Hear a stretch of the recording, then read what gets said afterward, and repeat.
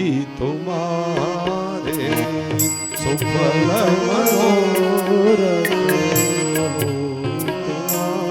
હે સીતા તારા બધા મનોરથ સિદ્ધ થાય જા હું તને આશીર્વાદ આપું રામ જ તને પતિ રૂપે મળશે સુંદર આશીર્વાદ લઈ સીતાજી અંતઃપુરમાં પધાર્યા બીજા દિવસે દેશ વિદેશથી રાજાઓ આવ્યા હતા બધા વિચાર કરે કોના હાથથી ધનુષ ભંગ થશે અરે કહેવાય છે રાવણ પણ આવ્યો હતો બધા રાજાઓ આવીને બેઠા જનક મહારાજના મંત્રી હતા એને જનક મહારાજનું નિવેદન સંભળાવ્યું વચ્ચે પડેલું પિનાક ધનુષ જે કોઈ તલવાર હટાવી દેશે અથવા તોડી આપશે જનક મહારાજ પોતાની દીકરીનો સ્વયંવર એ રાજકુમાર સાથે કરશે એના લગ્ન કરશે એક પછી એક રાજાઓ પોતાનું બળ અજમાવે કોઈનો બળ ન ચાલ્યું કોઈ બે ગોથલિયા ખાય કોઈ 3 ગોથા ખાય અને જાય રાવણ આવ્યો બહુ અભિમાનથી જ્યાં ધનુષને પકડી હલાવવાનો પ્રયત્ન કરે અરે તલભાર હિલું તો નહીં તૂટવાની વાત તો દૂર રહી બધું બળ ખર્ચી નાખ્યું મંચ ઉપરથી રાવણ નીચે પછડાયો મુગુટ પડ્યો 3 ગોથા ખાયા અને બધા હસી મજાક કરે બધા હસે છે રાવણ ત્યાંથી ભાગ્યો બધા લોકો ભાગી ગયા ત્યારે જનક મહારાજને પસ્તાવો થયો મને એમ લાગે છે કે મારી દીકરી સીતા કુંવારી જ રહેશે મને એમ લાગે છે કે કોઈ વીર પુરુષે કોઈ વીર માતાએ પોતાના ક્ષત્રિયને કોઈને જન્મ જ નથી આપ્યો મને એમ લાગે છે કે આ પૃથ્વી ઉપરથી હવે વીરતા ખતમ થઈ ગઈ આવા વચનો જ્યારે બોલ્યા જનક મહારાજ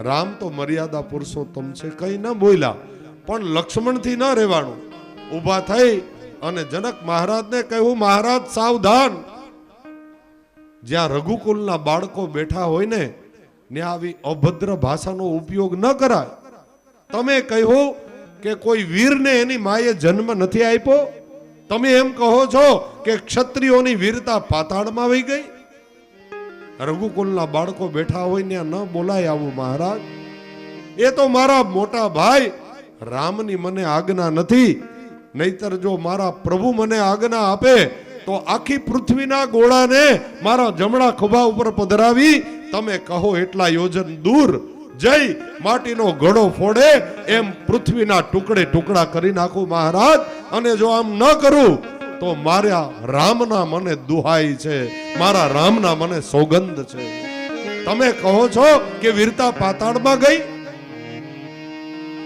રામ અને વિશ્વામિત્રજી સમય સૂચકતા વાપરી અને કહે લક્ષ્મણ વધારે ન બોલાય ભાઈ આ જનક મહારાજ છે આ મિથિલેશ છે આ યોગ ભ્રષ્ટ મહાત્મા છે એની સામે જેમ તેમ ન બોલાય બેસી જા હળવેકથી વિશ્વામિત્રજી આજ્ઞા કરી રામ આ ધનુષ તમારા સિવાય કોઈ નહીં તોડી શકે માટે તમે ઊભા થાઓ ઉઠે હું રામ બંજહુ ભવ ચાપા ઉઠે હું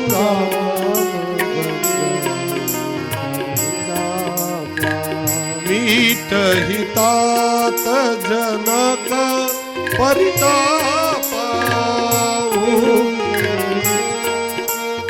નક પરિતાપા ઉઠે હું રામ બંજહુ ભવ ચાપા ઉઠે હું રામ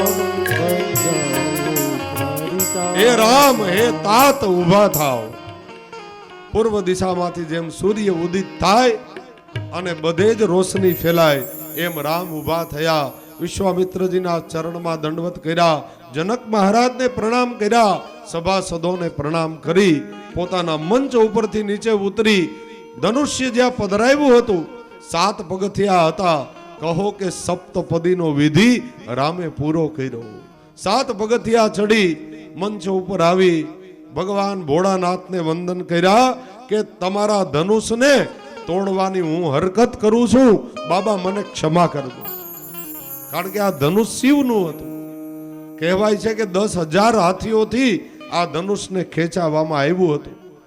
આ પિનાકનું વજ્રનું બનેલું ધનુષ કદાચ ઇન્દ્ર પણ ન તોડી શકે એવી સામર્થ્યતા હતી આ ધનુષમાં.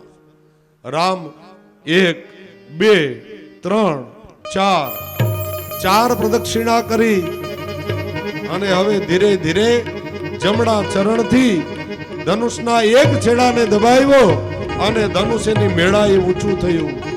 આખી સભા જુએ કે શું બને છે કઈ ખબર પડતી નથી.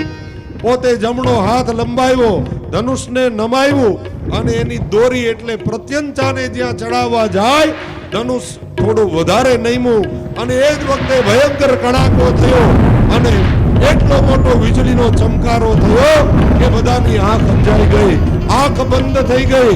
ભયંકર કડાકો થયો, પૃથ્વી કંપ થવા લાગ્યો, મેરુ સમાન પર્વતો ખડખડવા લાગ્યા. અરે દેવતાઓના નૃત્ય બંધ થયા, ઋષિ મુનિઓના ધ્યાન ભંગ થયા. હણહણાટ કરી સૂર્યના ઘોડાઓ પશ્ચિમમાં જવાને બદલે પૂર્વ દિશામાં ભાગવા લાગ્યા. રંભા અપ્સરાઓના નૃત્ય બંધ થયા. ઇન્દ્ર મહારાજનું આસન ધ્રુજવા લાગ્યું. આંખો ખડખડાટ થયો, ઋષિ મુનિઓના ધ્યાન ભંગ થયા. અને આ તરફ એવો પ્રચંડ કડાકો થયો, કોઈ કઈ સમજે ન સમજે એ પેલા જ્યારે કડાકો બંધ થયો અને બધાએ આંખ ખોલી તો જુએ ધનુષ્યના 2 ટુકડા પડ્યા હતા. બધા જય જયકાર કરે, પુષ્પથી રામ પ્રભુને વધાવે. બોલીએ રામચંદ્ર ભગવાન કી જય. 2 ધનુષ્યના ટુકડા જોયા, બધાને આનંદ થયો કે જનક મહારાજની પ્રતિજ્ઞા પૂરી થઈ અને બધાને સંતોષ થયો કે સીતાને રામ જેવા પતિ પ્રાપ્ત થયા. હવે શ્રી સીતાજી હાથમાં વરમાળા લઈ અને સખીઓની સાથે રામને વિજય માલા પહેરાવવા માટે પ્રસ્થાન કરે છે. રામ દૂર ઊભા છે. શ્રી સીતાજી પુષ્પમાલા લઈ રામને આરોહિત કરવા માટે પધારે છે. શ્રી રઘુબીર કોમલ કમલ નયન કો પહેનાવો જય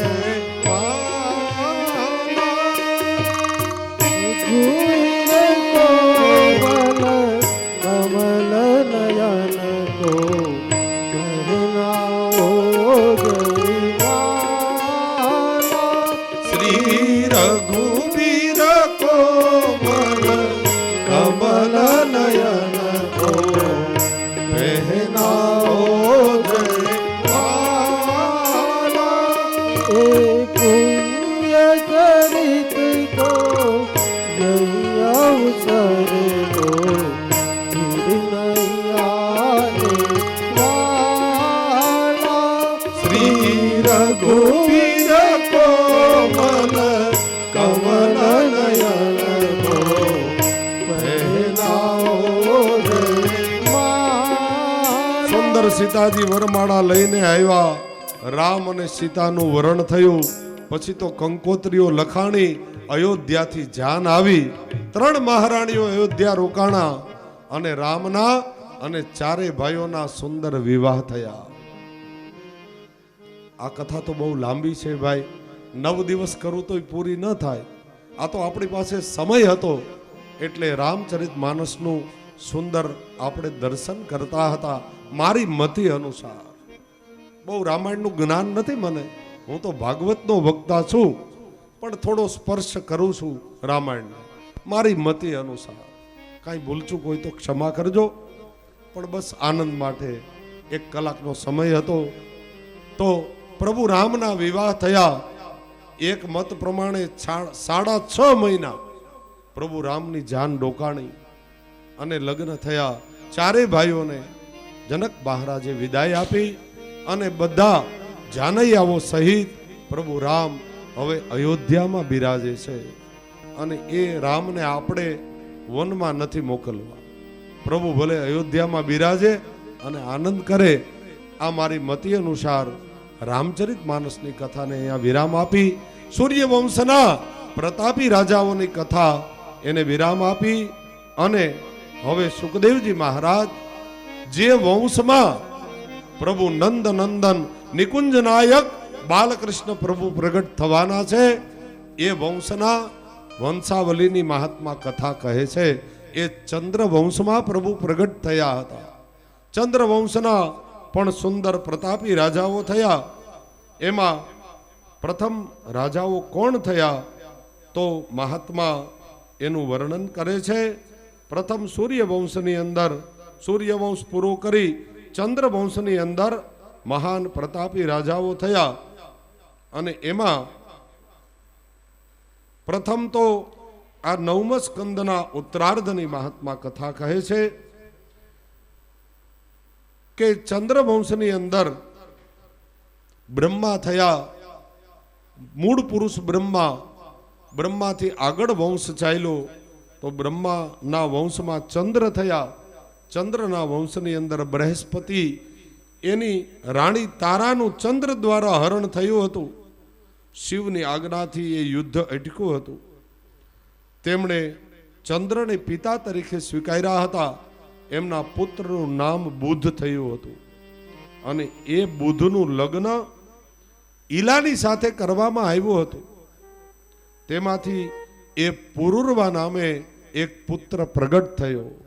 આ પુરુરવા રાજાના લગ્ન ઉર્વશી નામની, જો આમાં થોડું ધ્યાન આપજો, નહીતર આ ભગવાનની વંશાવલી છે પછી ખબર નહીં પડે. આ આખી વંશાવલી થોડી અટપટી છે, એટલે બરાબર ધ્યાન આપજો. જે વંશમાં પ્રભુ પ્રગટ થવાના. તમારે ઇન્ટરવેલ રાખવો છે કાંઈ 5 મિનિટ? નહીં ને, મને એવું યાદ નહીં આવે ઇન્ટરવેલ, એટલે ઓકે, કથા આપણે શરૂ રાખીએ. તો આ ચંદ્રવંશની અંદર પુરુરવા નામે રાજા થયા. એ પુરુરવાના લગ્ન ઉર્વશી નામની અપ્સરા સાથે થયા હતા. એ અપ્સરાએ જ્યારે પુરુરવા રાજાની સાથે લગ્ન કર્યા ત્યારે એણે એક શરત મૂકી હતી કે 2 શરત છે મારી, એ શરત તમે પાડો તો લગ્ન કરું તમારી સાથે. પુરુરવા રાજા કહે ભલે. જો પેલી શરત, હું આહારમાં એટલે કે જમવામાં ઘી સિવાય કાંઈ ખાતી નથી, માત્ર ઘીનો આહાર કરું છું. બોલે બરાબર. અને બીજી શરત, ક્યારેય પણ હું તમને વસ્ત્રવિહીન પરિસ્થિતિમાં જોઈ જાઉં, વસ્ત્રવિહીન પરિસ્થિતિમાં એ દિવસે હું સ્વર્ગમાં જતી રહીશ. પુરુરવા રાજા કે ભલે. હવે ભોજનમાં માત્ર ઘીનો આહાર આ ઉર્વશી કરતી હતી, પરંતુ એક ભૂલ થઈ. એક રાત્રે ગાયોને લઈ જતા હતા. અમુક લોકો એની પાછળ વસ્ત્રવિહીન પરિસ્થિતિમાં આ પુરુરવા રાજા દોડ્યા અને ગાયોને પાછી વાળી. જ્યારે પાછા આવ્યા, ઉર્વશી અપ્સરા સામે ઊભી હતી. વસ્ત્રવિહીન પરિસ્થિતિમાં જોયા રાજાને, અને એ જ વખતે ઉર્વશી સ્વર્ગમાં જતી રહી. આ કથા પુરુરવા રાજાના એ વંશની થઈ. એના વંશમાં ગાધી નામે રાજા થયા. એ વંશમાં વિશ્વામિત્રજી થયા. અને એ વિશ્વામિત્રજી, એમને સત્યવતી એ દીકરી હતી, એના લગ્ન રુચિક ઋષિની સાથે કરવામાં આવ્યા હતા. એવો નિયમ રાખ્યો હતો કે 1000 ઘોડા, એનો એક કાન સફેદ અને એક કાન કાળો, આવા 1000 ઘોડા લઈ આવી આપો તો મારી દીકરીના લગ્ન તમારી સાથે કરું. રુચિક ઋષિએ યોગ માર્ગનો આશ્રય કરી 1000 અશ્વ, એક કાન સફેદ અને એક કાળો, એવા 1000 ઘોડા લઈ આવી અને આપ્યા. અને એમના લગ્ન રુચિક ઋષિની સાથે કરવામાં આવ્યા, સત્યવતીના. અને એ વંશની અંદર આગળ જતા પરશુરામ થયા. પરશુરામજીએ 21 વખત નક્ષત્રી કરી હતી. 21 વખત પૃથ્વીને જીતી અને તમને દાનમાં આપી. મેં કાલે વાત કરી હતી. એ આ વિશ્વામિત્ર અને એ પરશુરામજી 21 વખત પૃથ્વીને જીતી અને દાનમાં આપી. એના વંશમાં એક વ્રસપર્વા નામે રાજા થયા. એ વ્રસપર્વાને એક શર્મિષ્ઠા નામની દીકરી હતી. અને એના રાજ્યમાં દાનવોના ગુરુ શુક્રાચાર્યજી રહેતા હતા. એ શુક્રાચાર્યની એક દીકરી હતી. એનું નામ હતું દેવયાની. શું નામ હતું? દેવયાની. અને વૃષપર્વા રાજાની દીકરીનું નામ શર્મિષ્ઠા. આ બંને બહેનપણીઓ હતી. ઘણી વખત એ વન વિહાર કરવા જતા હતા. એક વખતે બંને બહેનપણીઓ વન વિહાર કરવા ગયા. એક નદીમાં સ્નાન કરવા માટે ગયા. વસ્ત્રવિહીન પરિસ્થિતિમાં બધા વસ્ત્રો નદીને કિનારે રાખ્યા. બંને બહેનપણીઓ સ્નાન કરતી હતી. કોઈ જોઈ જશે એવી બીકથી ઉતાવળથી નદીમાંથી બહાર નીકળી અને બંને જલ્દી જલ્દી વસ્ત્ર પહેરી લીધા. પણ ઉતાવળમાં જે શુક્રાચાર્યની દીકરી દેવયાની હતી એણે રાજાની દીકરીના વસ્ત્ર પહેરી લીધા ભૂલમાં. પણ આ તો રાજા વાજાને એની દીકરી એવી જ હોય ને, એટલે શુક્રાચાર્ય બ્રાહ્મણની દીકરીને કહ્યું કે તું ભિખારીની દીકરી છો, તું તો રોજ અમારી પાસે માગેલું ખાય છે અને તે મારી રાજકુમારીના મારા કપડા તે પહેરી લીધા. પેલી દેવયાની કહે બેન પરિસ્થિતિ એવી હતી, કોઈ જોઈ જાય નહીં એટલે જલ્દી જલ્દી આપણે કપડા પહેર્યા, ઉતાવળમાં ભૂલાઈ ગયા. તો ઘેરે જઈને હું તારા કપડા આપી દઈશ, આપણે બદલાવી લેશું. બોલે એમ નહીં, અત્યારે જ મારા કપડા આપ. બંને વાતો કરતા જતા હતા. જંગલમાંથી પસાર થતા હતા. એક કૂવો આવ્યો અને આ રાજાની દીકરીએ શર્મિષ્ઠાએ પેલા બ્રાહ્મણની દીકરી દેવયાનીના બધા કપડા કાઢી અને કૂવામાં ધક્કો મારી દીધો. હવે ઘોર જંગલમાં 3 દિવસ થયા. બૂમો પાડે પણ કોણ કાઢે? ત્યાં જંગલમાં કોણ જાય? અને 3જે દિવસે અખંડ ભૂમંડળના અધિપતિ અયાતિ રાજા પોતાનો રથ લઈ અને નીકળ્યા. પસાર થતા હતા. કોઈની બૂમો સંભળાણી. અયાતિ રાજાને થયું નક્કી કોઈક મને બોલાવે છે. રથમાંથી નીચે પધાર્યા. બાજુમાં કૂવો હતો, એમાં દ્રષ્ટિ કરી તો વસ્ત્રવિહીન પરિસ્થિતિમાં આ દેવયાની રાડો પાડતી હતી કે મને કોઈ બચાવો. અયાતિ રાજા એકદમ દૂર ખસી ગયા. પોતાનું ઉત્તરીય પિતાંબર એ કૂવામાં પધરાવ્યું કે લે પેલા તું આ વસ્ત્ર પહેરી લે, પછી હું તને બહાર કાઢું. દેવયાનીએ પોતાના શરીર ઉપર વસ્ત્ર વીંટળાવી દીધા, વસ્ત્ર પહેરી લીધા અને અયાતિ રાજાએ પોતાનો જમણો હાથ આપ્યો, શર્મિષ્ઠાએ પોતાનો જમણો હાથ આપ્યો અને એને બહાર કાઢી. અયાતિ રાજાએ કીધું તું કોણ? બોલે હું શુક્રાચાર્યની દીકરી અયાત દેવયાની. રાજા કે સારું, હવે તું તારે ઘેરે જા. દેવયાની કહે કયું ઘર? અયાતિ રાજા કહે તારા ઘરે, તારા બાપના ઘરે, બીજા ક્યાં? દેવયાની કહે મહારાજ હવે તમારું ઘર એ જ મારું ઘર. અયાતિ રાજા કે મારું ઘર એ તારું ઘર કેવી રીતે? અરે મહારાજ મારા તમારા લગ્ન થઈ ગયા. અયાતિ રાજા કે ક્યારે? અરે મહારાજ હમણાં તમે મારો જમણો હાથ ન પકડો? બોલે હા, આ એ કાળ હતો ભાઈ. કોઈ પણ સ્ત્રી પોતાનો જમણો હાથ ક્યારે બીજા પુરુષના હાથમાં આપે? જ્યારે મંડપમાં આવે ને હસ્તમેળાપ થાય ત્યારે, બાકી જમણો હાથ કોઈને ન આપતા. આ સેકન્ડ ને એ તો હવે રિવાજ નીકળ્યા છે. ભાઈઓ કરે, હવે બહેનોય કરે છે. એ રિવાજ હવે નીકળ્યા સાહેબ. આપણી જૂની પરંપરા 2 હાથ જોડવાની છે, જય શ્રી કૃષ્ણ કરવાની છે. એ આપણી સંસ્કૃતિ છે. આ સેકન્ડ તો અંગ્રેજો પકડાવતા ગયા. એ પરંપરા પેલા હતી નહીં. એટલે દેવયાની કહે છે મહારાજ હવે જગતનો કયો પુરુષ મારો હાથ પકડે?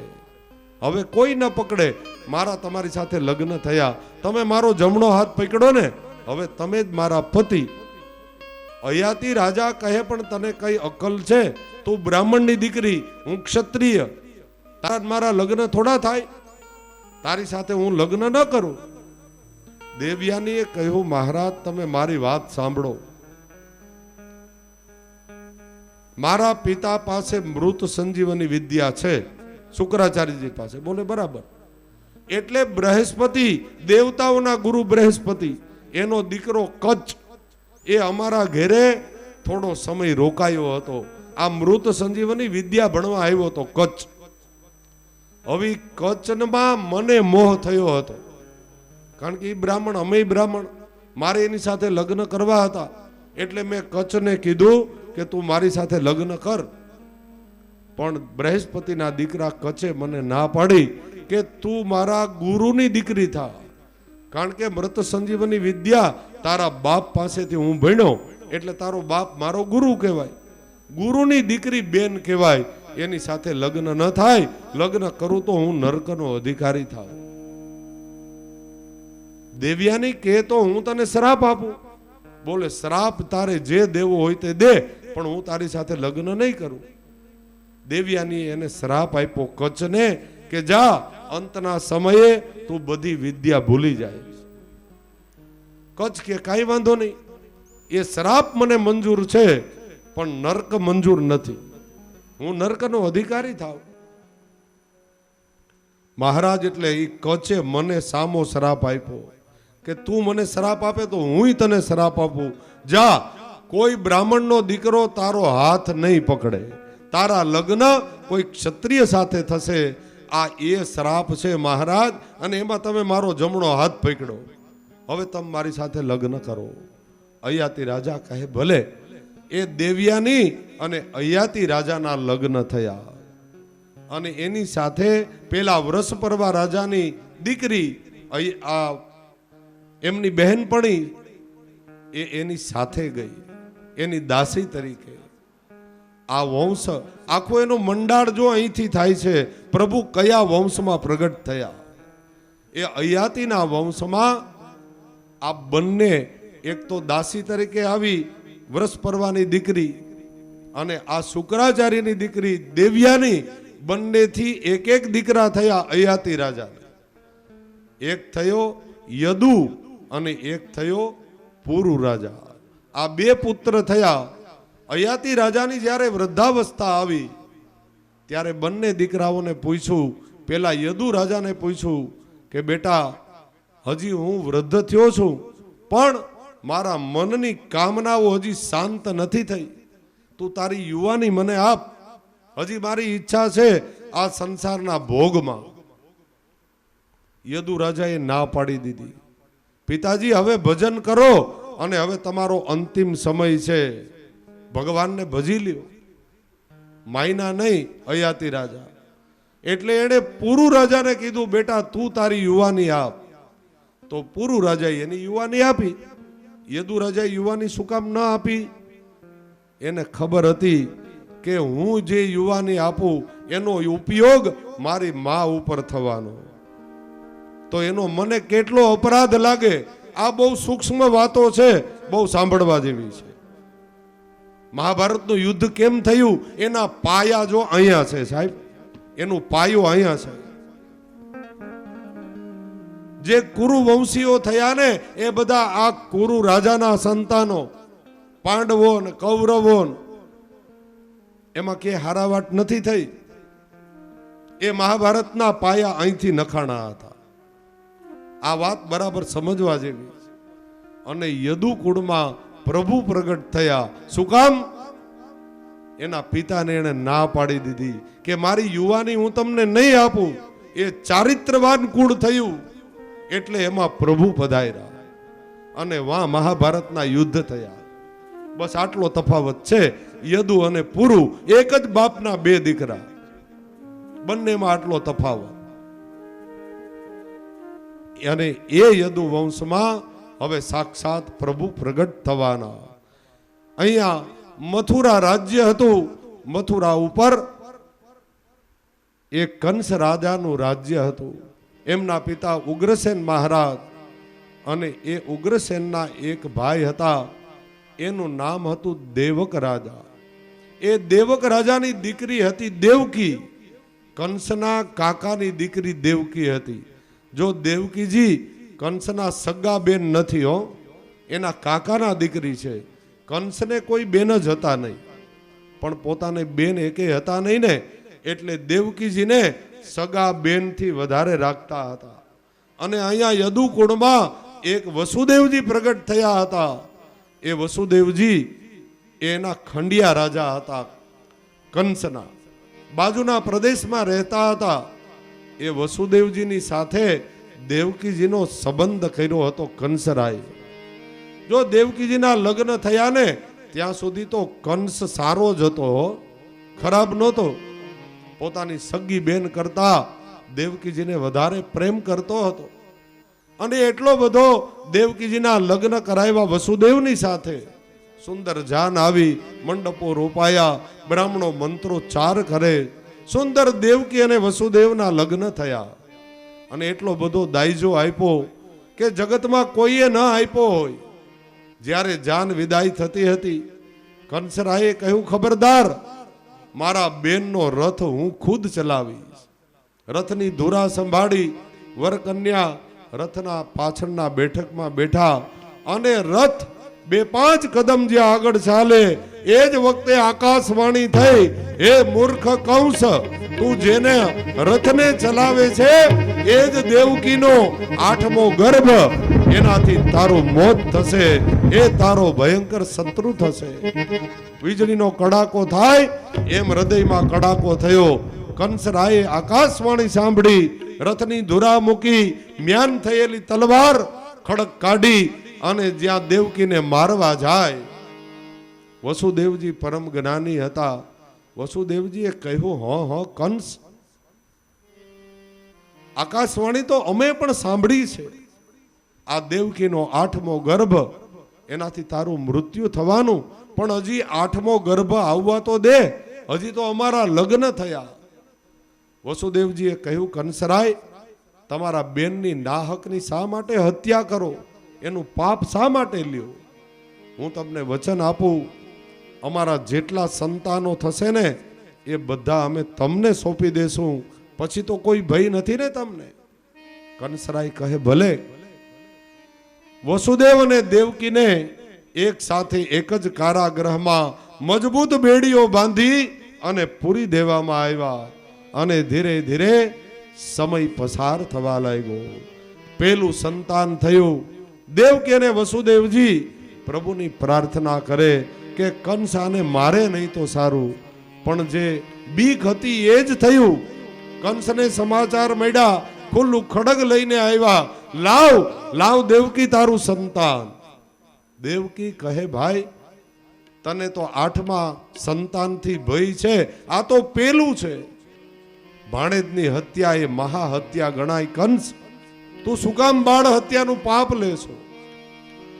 કંસરાય કહે, 8મા ગર્ભથી ભય બોલે, હા, તું શું કામ બાળ હત્યા કરે?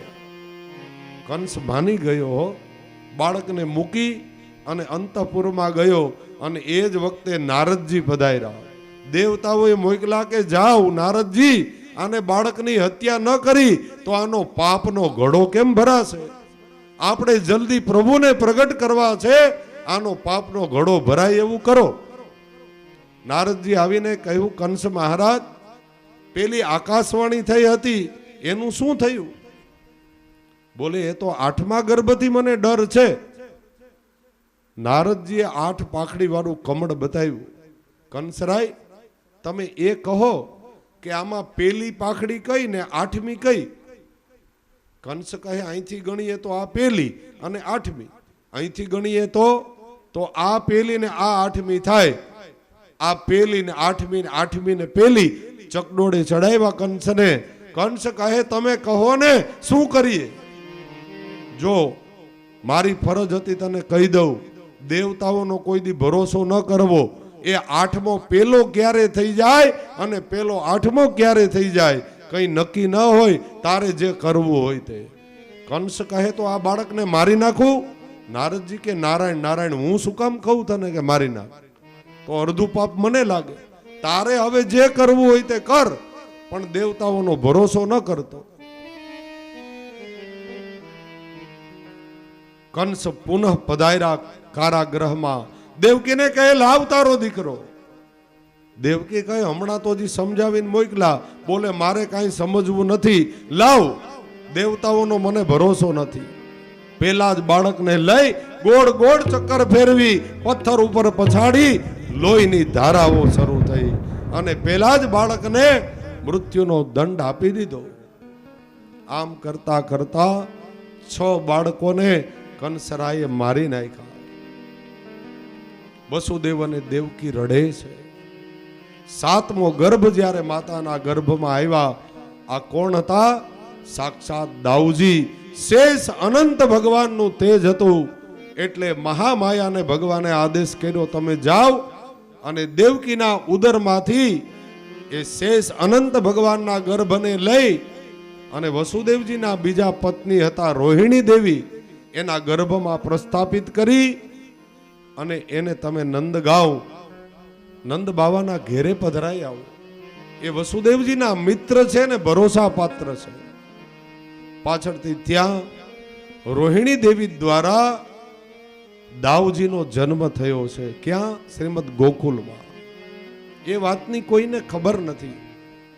7મા ગર્ભ વિશે કંસરાયે પૂછ્યું તો દેવકીજી ખોટું બોલ્યા કે ગર્ભ સ્ત્રવી ગયો.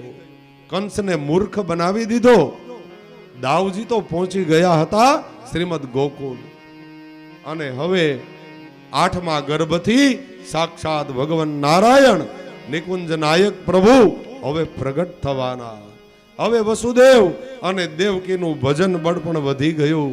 હવે નિડર બની ગયા કે હવે 8મા ગર્ભથી જરૂરથી પ્રભુ પ્રગટ થવાના.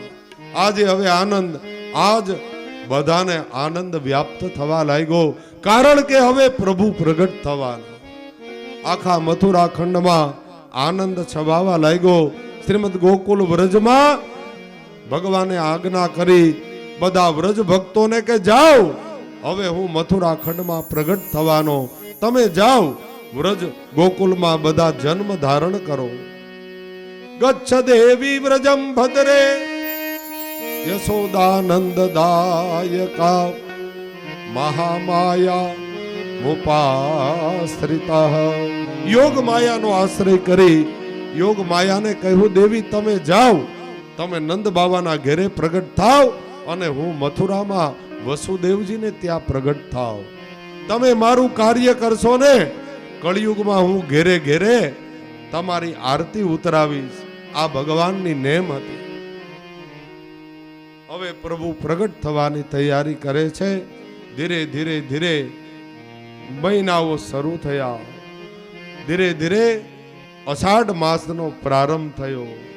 અષાઢ ઉચ્ચારણ, અષાઢ માસ શરૂ થયો.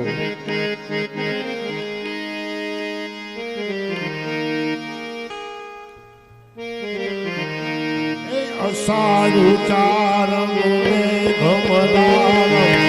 બની બહાર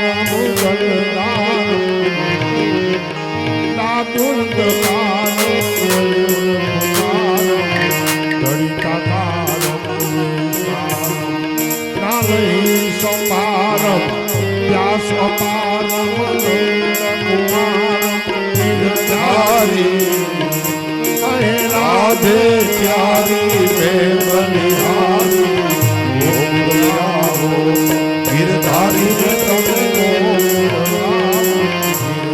ધીરે ધીરે ધીરે અષાઢ માસ વ્યતીત થયો. શ્રાવણ માસનો પ્રારંભ થયો. શ્રાવણ માસ એનું અંજવાળિયું પક્ષ ગયું. ધીરે ધીરે કૃષ્ણ પક્ષનો પ્રારંભ થયો. એકમ બીજ ત્રીજ, ચોથ પાંચમ છઠ, સાતમ અને અષ્ટમીનો દિવસ આવ્યો અને ભયંકર વરસાદ શરૂ થયો. મથુરા ખંડ ઉપર વીજળીના ચમકારાઓ થાય. દેવતાઓ આવી ગર્ભગત ભગવાનની સ્તુતિ કરે, પ્રભુ હવે જલ્દી પધારો.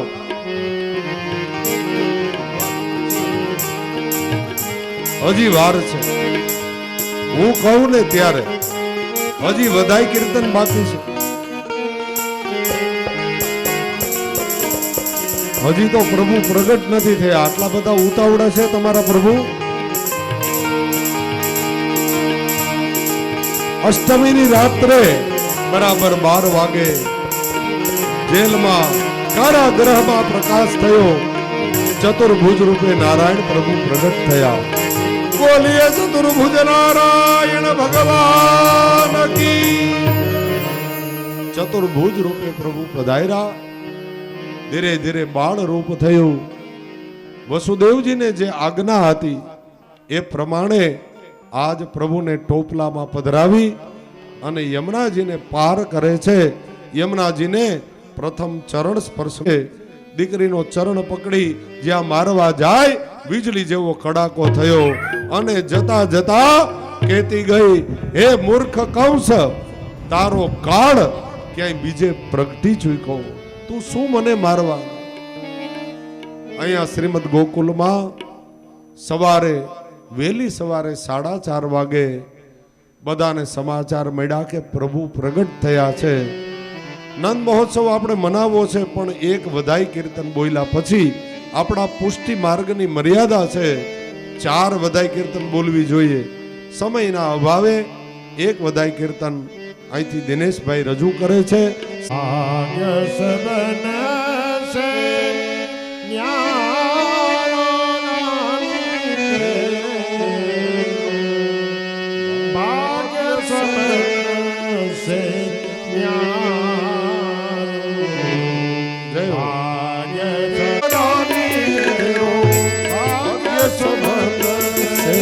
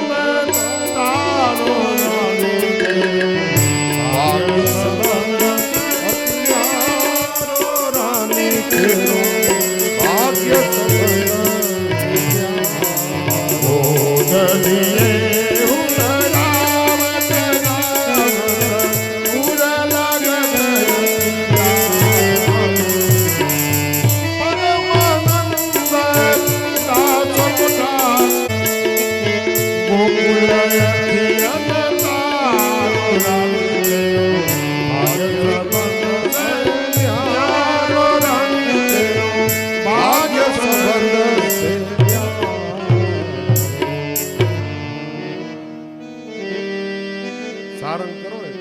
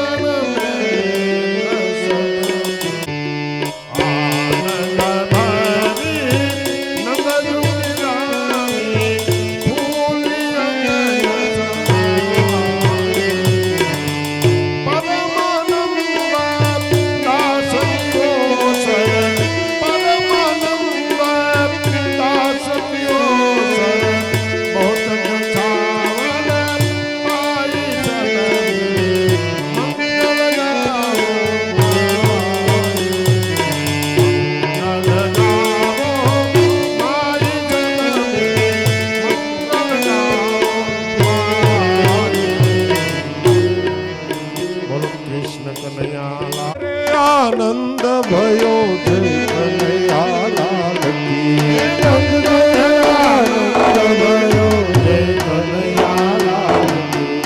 आज तो आनंद भयो जय कन्हैया लाल की આજ તો આનંદ ભયો જય કનૈયા લાલ કી. नंद घेरे आनंद भयो जय कन्हैया लाल की નંદ ઘેરે આનંદ ભયો જય કનૈયા લાલ કી. नंद घेरे आनंद भयो જય કનૈયા લાલ કી. आज तो आनंद भयो જય કનૈયા લાલ કી. नंद घेरे आनंद भयो જય કનૈયા લાલ કી. आज तो आनंद भयो જય કનૈયા લાલ કી. नंद घेरे आनंद भयो जय कन्हैया लाल की હાથી દિયો ભોળા દિયો મોર દિયો માલકી. હાથી દિયો ભોળા દિયો મોર દિયો માલકી. નંદ ઘેરા આનંદ ભયો જય કનૈયા લાલ કી.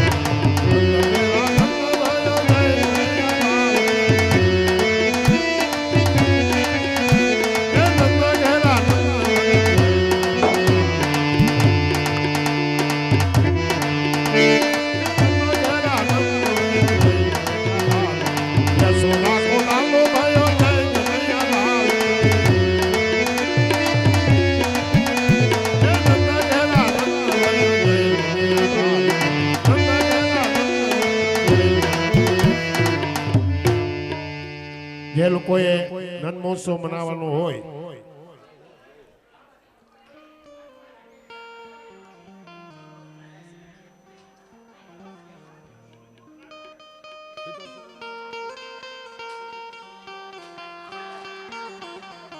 એ સાંભળજો ભાઈ, આ નંદ મહોત્સવની આપણી પરંપરા છે કે એની ભેટ બોલાવી પડે, એટલે પૂજ્ય પિતાશ્રી દેવરાજભાઈ કેશવભાઈ ગૌલોકવાસી એમના તરફથી નંદ મહોત્સવની ભેટ રૂપે 2101 રૂપિયા પ્રદાન કરી નંદ મહોત્સવ મનાવે છે. બોલ બાલકૃષ્ણલાલ પ્યારે કી જય. મનોરથી શ્રી અરવિંદભાઈ એમના તરફથી 1101 રૂપિયા આપી નંદ મહોત્સવ મનાવે. કૃષ્ણ કનૈયા લાલ કી જય. મનોરથી શ્રી રાજેશભાઈ એમના પરિવાર વતી 1101 રૂપિયા આપી નંદ મહોત્સવ મનાવે. ધન્યવાદ. જે કોઈ લોકોએ ભેટ બોલાવી હોય અહીંયા આવી જાજો અને ભેટ બોલાવી જાજો. એ નંદ ઘેરે આનંદ ભયો, નંદ ઘેરે આનંદ ભયો,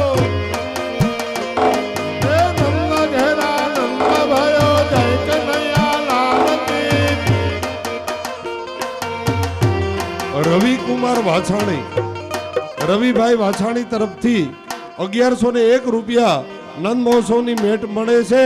ધન્યવાદ. એ નંદ ઘેરે આનંદ ભયો જય કનૈયા લાલ કી.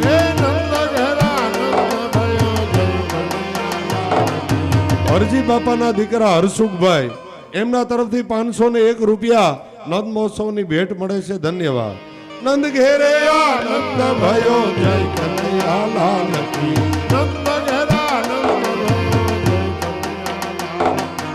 આજ તો આનંદ ભયો જય કનૈયા લાલ કી. આજ તો આનંદ ભયો જય. એમના તરફથી 1101 રૂપિયા આપી નંદ મહોત્સવ મનાવે. ધન્યવાદ.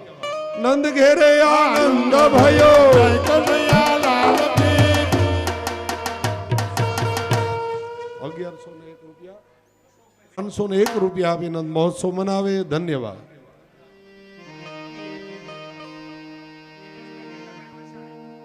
દિનેશભાઈ જેઠાભાઈ વાછાણી ગામ લાલપુર 501 રૂપિયા આપી પ્રભુનો નંદ મહોત્સવ મનાવે.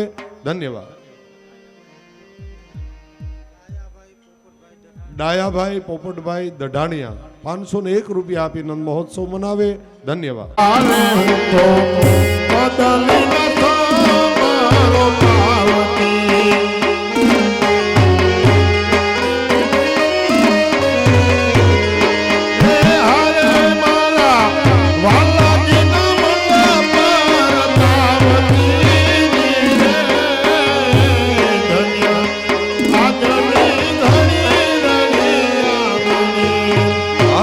ધન્ય આજની ઘડી રડિયા હારે પૂરે પૂરે સોહાગણ સાથીઓ. હારે પૂરો પૂરો સોહાગણ સાથીઓ.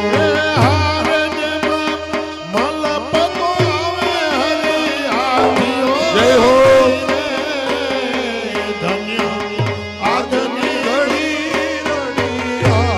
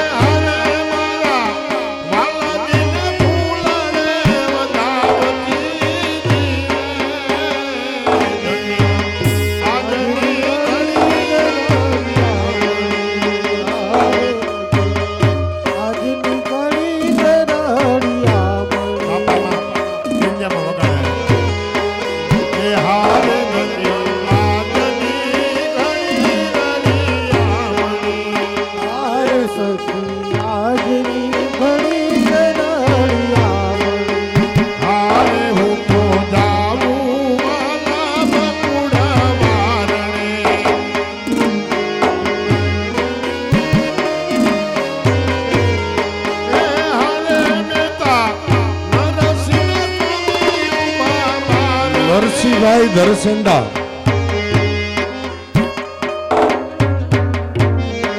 મનસુખભાઈ નરસિંહભાઈ ધરસેંડા 501 રૂપિયા અભિનંદન મહોત્સવ મનાવે. ધન્યવાદ.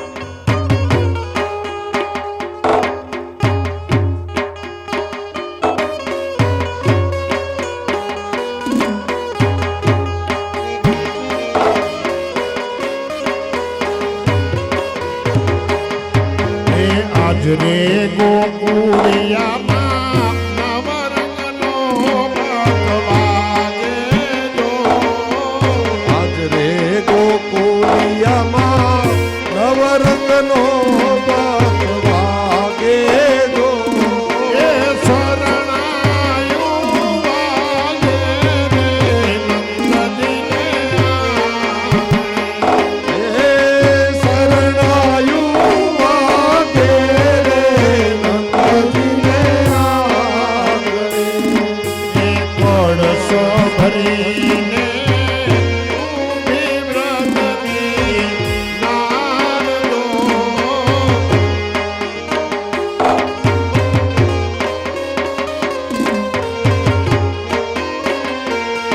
એ આંગણિયામાં કદલીના સ્તંભારો પાવનો.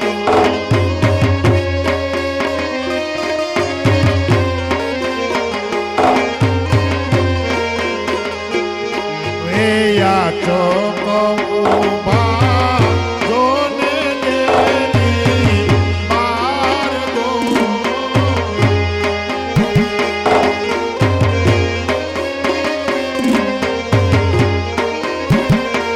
એવી ભીડા ઘણેરી નાકે ભગવાન દો.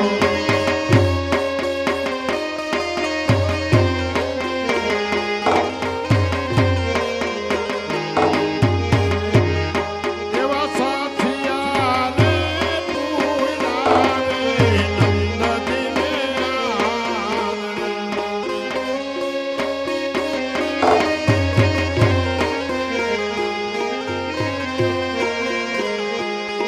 એ જૈનમાં કુમુદીના સંગજો.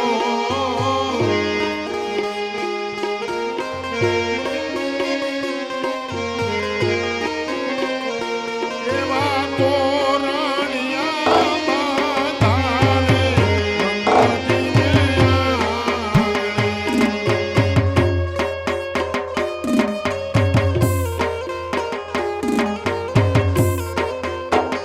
એવા તોરણિયા બાંધારે નંદજીને આંગણે.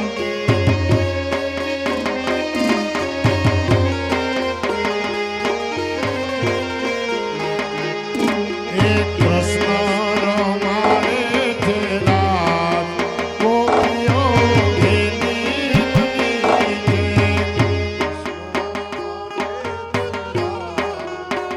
ગોપીઓ ઘેલા બન્યા છે. એ ઘરના તે કામકાજ પડતા.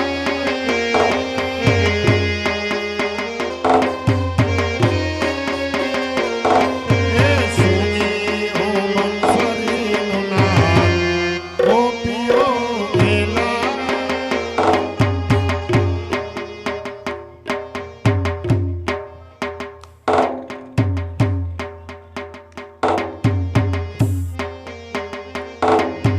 સુની હો બંસરીનું નામ ગોપીઓ ઘેલા.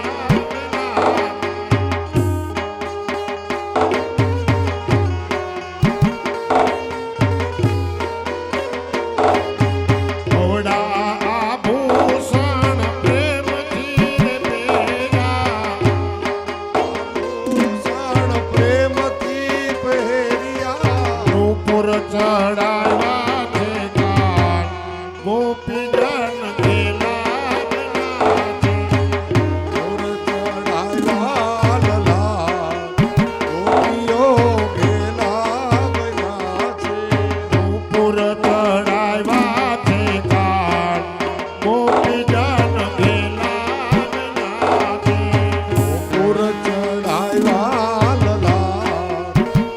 ગોપીઓ ગેલા બન્યા છે એસે તાવું પર કાજળ લગાવ્યું શેતાયું પર કાજળ લગાવ્યું હિંગણો લગાવો લલાટ ગોપીજન ગેલા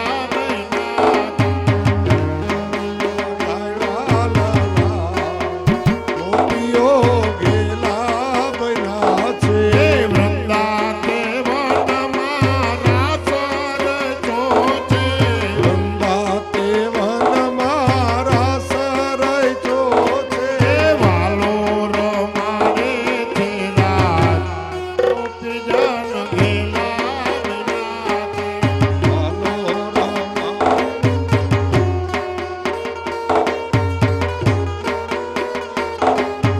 દો દો ગોપીને બીચ બીચમાં દો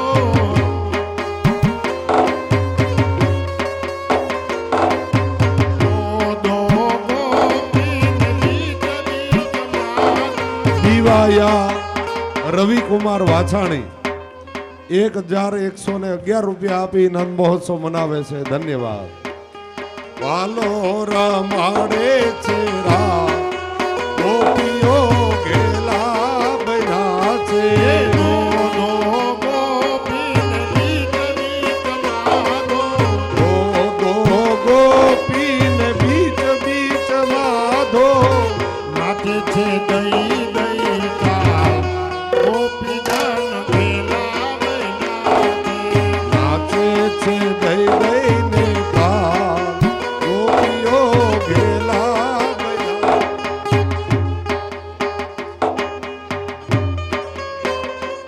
બિપિનભાઈ નરસિંહભાઈ અને કિરીટભાઈ નરસિંહભાઈ આ બંને તરફથી 501 રૂપિયા આપી પ્રભુનો નંદ મહોત્સવ મનાવે ધન્યવાદ એ માધવના સ્વામી